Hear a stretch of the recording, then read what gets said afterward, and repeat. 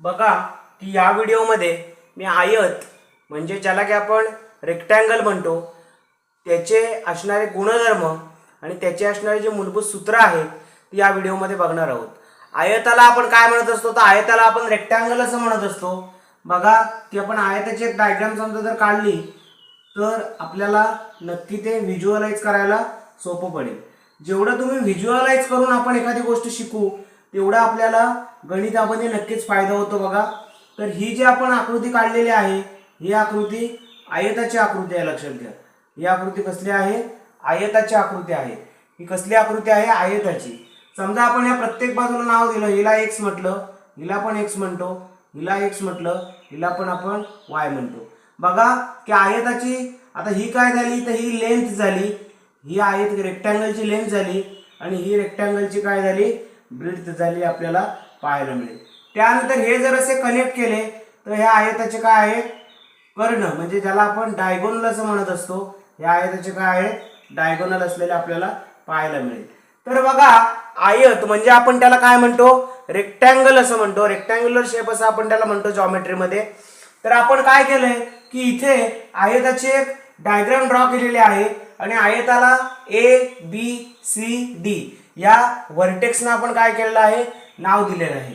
त्याच्यानंतर आयताची आपण लांबी आहे. आयताच्या समोरासमोरील बाजू एकरूप असतात. तर आयताच्या दोन लेंथ आहेत त्याला आपण एक्स कन्सिडर केलंय आणि वाय ला आपण ब्रेड्थ कन्सिडर केलंय. बघा एक्स ला आपण काय कन्सिडर केलंय तर एक्स ला आपण लेंथ कन्सिडर केलंय आणि वाय ला आपण काय कन्सिडर केलंय तर वाय ला आपण ब्रेड्थ कन्सिडर केलंय. वाय ला आपण काय कन्सिडर केलंय? ब्रेड्थ कन्सिडर केलंय. त्याच्यानंतर ए पासून डी पर्यंत जो आहे हा D1 आहे. ए पासून डी पर्यंत आहे हा D1 आहे आणि बी पासून सी पर्यंत आहे हा D2 आहे. बघा की ए पासून डी पर्यंत जो आहे त्याला आपण म्हणायचं डायगोनल. त्याला आपण काय म्हणणार? डायगोनल म्हणजे D1 आणि बी पासून सी पर्यंत जो आहे त्याला आपण काय म्हणणार? बी पासून सी पर्यंत आहे त्याला आपण काय म्हणणार? D2 असं म्हणायचं. बघा की ही रेक्टँगलची डायग्राम आहे. याला चार व्हर्टेक्स आहेत ए बी सी आणि डी. तर बघा याच्यामध्ये आपण लेंथ कन्सिडर केले एक्स ने आणि ब्रेड्थ कन्सिडर केले वाय ने. त्याच्यानंतर ए पासून डी पर्यंत आपण कनेक्ट करतो तो आहे D1 डायगोनल नंबर 1 आणि बी पासून सी पर्यंत कनेक्ट करतो तो डायगोनल नंबर 2 आहे. आता बघा की नॉर्मली आपण एरिया ऑफ रेक्टँगल ज्यावेळी आपण लक्षात ठेवतो त्यावेळी जर तुम्ही डायग्राम व्यवस्थित ऑब्झर्व केली तर एरिया ऑफ रेक्टँगल कसा असतो? एरिया ऑफ रेक्टँगल म्हणजे काय तर जे हॉरिझॉन्टल साइड आहे. हॉरिझॉन्टल साइड म्हणजे कोण तर हॉरिझॉन्टल साइडला आपण लेंथ असं म्हणतो आणि व्हर्टिकल साइडला आपण ब्रेड्थ असं म्हणतो. मग एरिया ऑफ रेक्टँगल काय असतो? तर area of rectangle length into breadth. Length into काय असतो? ब्रेड्थ असतो. म्हणजेच काय की जर तुम्ही आयताचं क्षेत्रफळ लक्षात घेतलं, आयताचे क्षेत्रफळ, तर आयताचं क्षेत्रफळचं सूत्र काय निघतं बघा? लांबी गुणिले रुंदी. आयताचं क्षेत्रफळचं सूत्र काय आहे? लांबी गुणिले रुंदी आहे. बरोबर. आयताचं क्षेत्रफळचं सूत्र काय आहे? लांबी गुणिले रुंदी.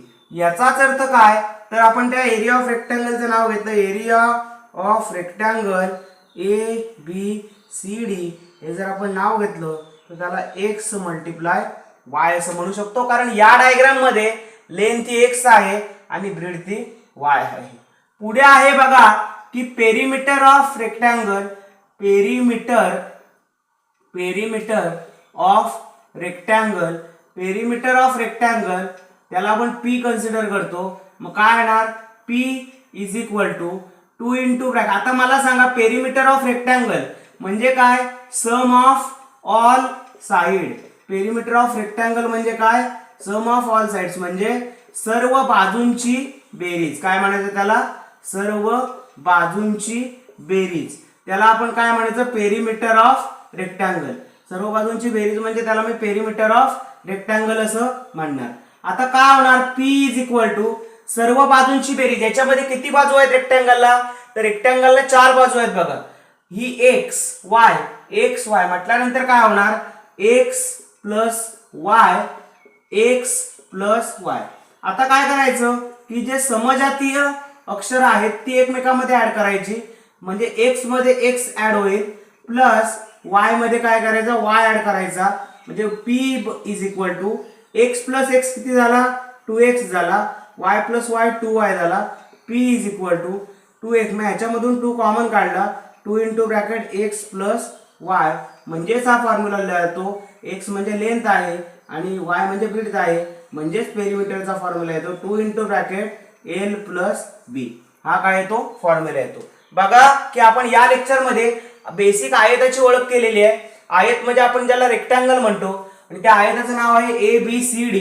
तर याच्यामध्ये मी काय केलं, एक्स ही लेंथ आहे, त्याच्यानंतर हे D1 आहे D2 आहे डायगोनल आहे. एक्स म्हणजे लेंथ, वाय म्हणजे ब्रीथ, एडी हा तुमचा डायगोनल आहे पहिला, BC हा तुमचा डायगोनल आहे दुसरा. Area of rectangle is equal to length multiply with breadth आहे. आयताचं क्षेत्रफळ काय सांगतं लांबी गुणिले रुंदी. So area of rectangle ABCD, बघा एरिया ऑफ